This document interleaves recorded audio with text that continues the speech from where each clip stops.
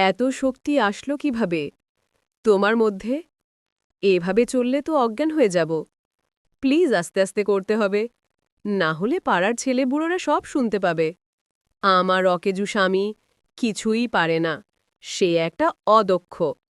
আজ থেকে তুমি আর মামের কাছে যাবে না, সময় পেলেই আমার কাছে আসবে। আমি তোমাকে মনের দরজা খুলে ভালোবাসা দেব, আর প্রাণ ভরে সারা রাত তোমাকে খেজুরের রস খাওয়া শেখাবো। সীমা জন্মেছিল একেবারে সাধারণ এক গ্রামে। গ্রামের নাম মিঠাপুকুর। কাঁচা রাস্তা, চারদিকে সবুজ ধানক্ষেত, আর ভোরে ভেসে আসা পাখির ডাক। বাবা ছিল কৃষক, মা ছিলেন ঘরের অতি সাধারণ নারী। ছোট্ট সীমালাকে নিয়ে তাদের সংসার ভরা সুখে শান্তিতে কেটেছিল। কিন্তু সুখের দিন বেশি দিন টিকল না। 1 বছরের ব্যবধানে বাবা মা দুজনেই চলে গেলেন মরণ ব্যাধিতে। শ্মশানঘাটে আগুন জ্বলছিল। ছোট্ট সীমা লালচে চোখে শুধু তাকিয়েছিল। তখন তার বয়স মাত্র 6। চারদিকে আত্মীয় স্বজন থাকলেও সবাই মুখ ফিরিয়ে নিল, কারণ অনাথ মেয়ে মানেই বোঝা। একমাত্র যে মানুষ এগিয়ে এলো সে হল তার মামা শফিকুল। শফিকুল তখনও অবিবাহিত, বয়স 35 কাছাকাছি। নিজের ছোট্ট ঘরে অল্প জমি নিয়ে কষ্টে জীবন কাটাচ্ছিল, তবু সে সীমাকে বুকে টেনে নিল। চিন্তা করিস না মা, আমি আছি, তুই আমার চোখের মণি। এই কথাটা শুনে সীমা তার বুকের ভেতর জমে থাকা কান্না ছেড়ে দিল। সেই দিন থেকে মামাই হয়ে উঠল তার অভিভাবক, তার ভরসা, তার একমাত্র পৃথিবী। শফিকুলের সংসার ছিল ঘরের পাশে ছোট সবজি বাগান। দিনের পর দিন সে হাড়ভাঙা খেটে জমি চাষ করত, বাজারে কাজ করত। নিজের খাওয়ায় যতই অভাব থাকুক, সীমাকে কখনো খালি পেটে শুতে দেয়নি। গ্রামবাসী বলত, কোমল বিয়ে করল না শুধু ভাইজির জন্য, এমন মানুষ আজকাল কোথায়? সীমা মামাকে দেখে ভাবত, আমার যদি বাবা মা থাকত তারাও হয়তো এমন করত।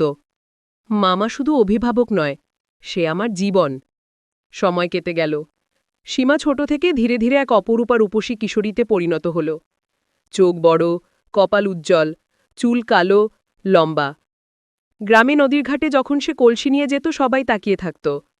কারো ঠোঁটে ফুটত নোংরা হাসি, কেউ আবার চোখে আগ্রহ লুকোত না। কিন্তু সীমা এসব উপেক্ষা করত। সে জানত তার রক্ষক একমাত্র শফিকুল। কোমল যখন মাঠ থেকে ঘরে ফিরত, ঘামে ভেজা শরীর, খড়ের গন্ধে ভরা জামা, তখন সীমার বুক কেমন কেঁপে উঠত। কোমলও পরিবর্তন বুঝতে পারছিল। ছোট্ট যাকে কোলে নিয়ে মানুষ করেছে, সেই মেয়েটি এখন আর শিশু নেই, সে এক আকর্ষণীয় যুবতী। রাতে শুয়ে সে নিজেকে প্রশ্ন করত, আমি কি ভুল ভাবছি? কেন তার হাসি আমার বুক কাঁপায়? কেন তার চোখে তাকালে আমি অস্থির হয়ে যাই? একদিন শীতের রাতে সীমা হঠাৎ কাঁথা গায়ে না দিয়ে ঘুমিয়ে পড়েছিল। কোমল নিঃশব্দে গিয়ে তার গায়ে কাঁথা জড়িয়ে দিল। সেই মুহূর্তে ঘুমন্ত সীমা একটু নড়ল, ঠোঁট নরমভাবে ভাগ হল। কোমলের বুক কেঁপে উঠল। তার মনে হল এই ঠোঁটের কাছে সে আজীবন বন্দী হয়ে যাবে।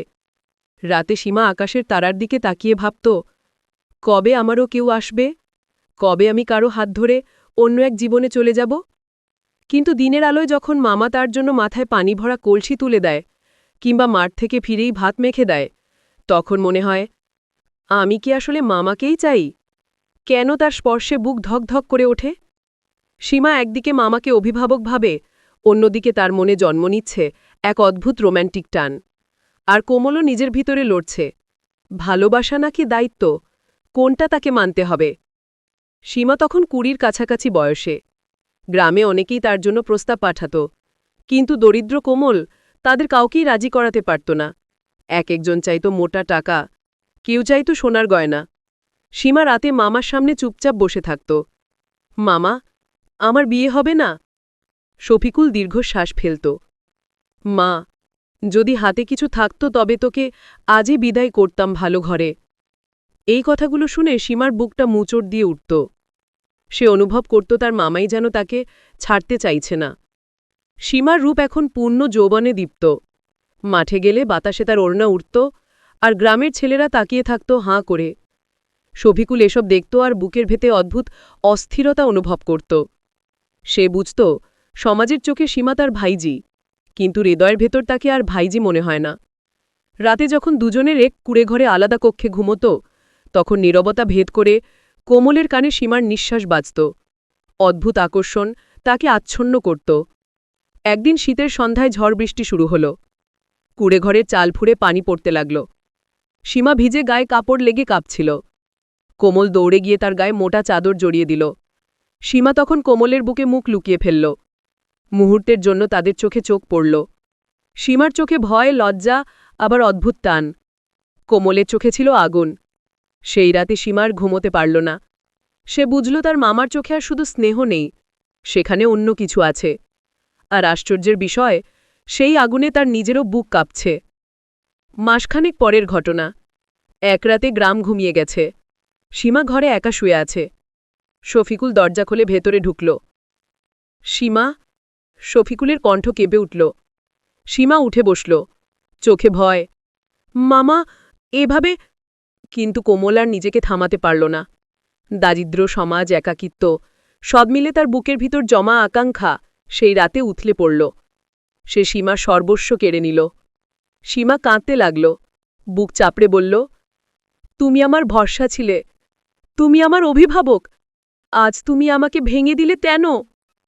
শফিকুল নির্বাক হয়ে বসে রইল। তার চোখে অপরাধ বোধ, তবু ভেতরে কোথাও এক অদ্ভুত তৃপ্তির ছায়া। এরপর থেকে সীমার জীবন আর আগের মতো রইল না। বাহ্যিকভাবে সে মামার সঙ্গে সংসার চালাত, কিন্তু ভিতরে ভিতরে ভেঙে পড়ছিল। রাতে নিঃশব্দ কান্না ভিজিয়ে দিত তার বালিশ। একদিকে মামার প্রতি কৃতজ্ঞ, কারণ সেই তাকে মানুষ করেছে। অন্যদিকে প্রচণ্ড ঘৃণা, কারণ সেই মামাই কেড়ে নিয়েছে তার নিষ্পাপ যৌবন। সে ভাবত, আমার যদি সত্যিকারের স্বামী আসত, আমি যদি ভালোবাসায় ভরা এক জীবনে যেতে পারতাম। গ্রামে সীমার কাহিনী একসময় লুকিয়ে রাখা গেল না। শফিকুল নিজের অপরাধবোধে ভুগতে ভুগতে অবশেষে এক স্বনামধন্য পরিবারের কাছে সীমার বিয়ের প্রস্তাব দিল। সেই পরিবার ছিল শহরে, ধনাঢ্য ব্যবসায়ী দুলাল চৌধুরীর ঘর। ছেলেটির নাম অভি, রূপেগুণে ভদ্র, শিক্ষিত, শহরে ভদ্রলোক। বিয়ে হলো ধুমধাম করে। গ্রামের অনেকেই হিংসায় কাঁপল। অনাথ মেয়ে এমন ঘরে যাচ্ছে। কিন্তু সীমার বুকের ভেতর তখনও কাঁদছিল। সে জানত তার শরীর ও মন আগেই কলুষিত হয়েছে। অভি প্রথম রাতে সীমার হাত ধরে বলল, তুমি আমার জীবনের শ্রেষ্ঠ উপহার, তোমার চোখে আমি আমার ভবিষ্যৎ দেখি। সীমার বুক কেঁপে উঠল, তার চোখ ভিজে গেল অশ্রুতে। অভি ভেবেছিল এটি খুশি তার না, কিন্তু সীমা জানত এর ভেতর লুকিয়ে আছে ভয়ের পাহাড়। ধীরে ধীরে অভি তাকে ভালোবাসা দিয়ে কাছে টেনে নিল।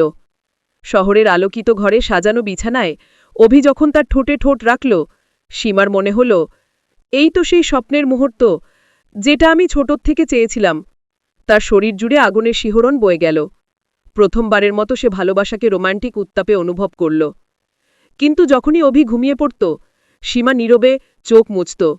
মনে পড়ত সেই ঝড়ের রাত, সেই মুহূর্ত যখন মামা শফিকুল তার নিষ্পাপ জীবন কেড়ে নিয়েছিল। শহরের সাজানো ঘরে বসেও সে অনুভব করত, আমি কি সত্যি পবিত্র? আমি কি স্বামীর সামনে সত্যটা বলতে পারব? প্রতিটি রোম্যান্টিক মুহূর্তের পর তার বুক ফেটে কান্না আসত। কখনো স্বামীর বুকে মাথা রেখে সে হঠাৎ হাউমাউ করে কেঁদে উঠত। অভি বিস্মিত হয়ে জিজ্ঞেস করত, কি হয়েছে সীমা? আমি কি তোমায় কষ্ট দিচ্ছি? সীমা কিন্তু সত্যিটা বলার সাহস পেত না। একদিন অভিকে জোর করে কাছে টেনে নিল। তার চোখের দিকে চেয়ে বলল, সীমা, আমি তোমার চোখে এমন এক কান্না দেখি যা আমার কারণে নয়। তুমি কি আমায় কিছু বলতে চাও? সীমা শুধু মাথা নড়ল। কাঁপতে কাঁপতে সব ঘটনা খুলে বলল। মা বাবার মৃত্যু, মামা কোমলের দারিদ্র্য, আর সেই ভয়ঙ্কর রাত। শুনে অভি স্তব্ধ হয়ে গেল। কয়েক মুহূর্তের নীরবতা যেন দুনিয়া থমকে গেল। তারপর অভি সীমার মুখ দুহাতে ধরে বলল, শোনো, তুমি অপরাধী নও, তুমি শুধু শিকার। আমি তোমাকে ভালোবেসেছি, তোমার আত্মাকে, তোমার মানুষটাকে। অতীত মুছে যাবে, আমি থাকব তোমার পাশে। সেই রাতে সীমা অনুভব করল, ভালোবাসা মানে শুধু শরীর নয়, মনেরও আশ্রয়। অভি তাকে বুকের কাছে জড়িয়ে নিল আর বলল, এখন থেকে তুমি শুধু আমার, আমি তোমার সব কান্না মুছে দেব। সীমার চোখ বেয়ে অশ্রু গড়াল, কিন্তু এবার তা দুঃখের নয়, মুক্তির অশ্রু। সীমার জীবন শুরু হয়েছিল কান্না দিয়ে, কিন্তু শেষ পর্যন্ত সে খুঁজে পেল এক ভালোবাসা যা অতীতের অন্ধকারকেও আলোকিত করল। যদিও অতীত তাকে সারা জীবন তাড়া করবে, তবু সে স্বামীর বুকে পেল নতুন আশ্রয়, নতুন স্বপ্ন, নতুন আলো। বন্ধুরা, আজকের ভিডিওটি এই পর্যন্তই।